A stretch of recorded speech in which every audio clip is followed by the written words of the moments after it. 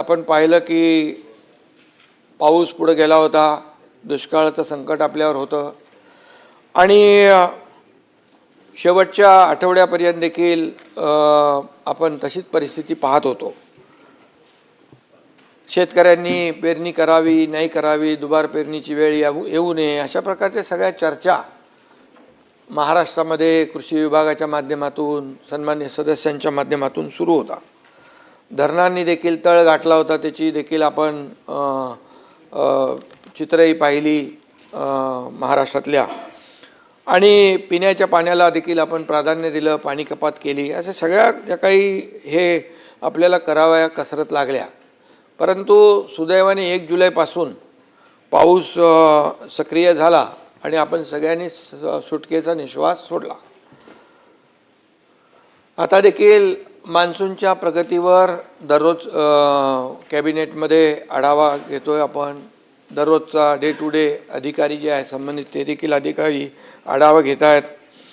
मुंबई, पुणे, रायगड, नाशिक, पालघर इथं अपेक्षेपेक्षा जास्त पाऊस सभापती महोदय पडला। आपण पाहिलं की त्या ठिकाणी पाऊस जास्त पडल्यामुळे नुकसानही झालं, पण विदर्भ आणि मराठवाड्यात अजून पुरेसा पाऊस झाला नाही, ही देखील चिंतेची बाब आहे।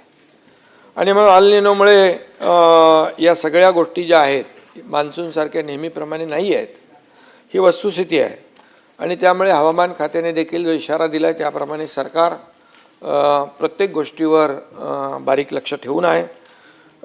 पावसाळी अधिवेशन मध्ये या ठिकाणी पावसावर चर्चा देखील होणारच साहजिक आहे, परंतु या ठिकाणी शेतकऱ्यांच्या पिकांचा प्रश्न असेल, पिण्याच्या पाण्याचा असेल, जनतेच्या सुरक्षेचा असेल, शहरातल्या दैनंदिन व्यवस्थेचा असेल, या सगळ्यात ज्या काही बाबी आहेत या विषयावर बोलताना वास्तव मांडलं पाहिजे होतं।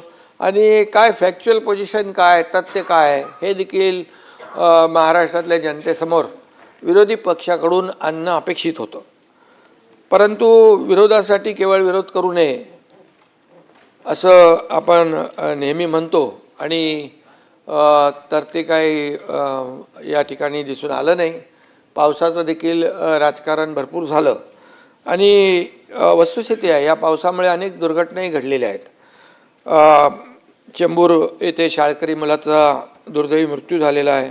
कुर्ल्यात ठाण्यात झाड पडून दोघांचा मृत्यू झाला।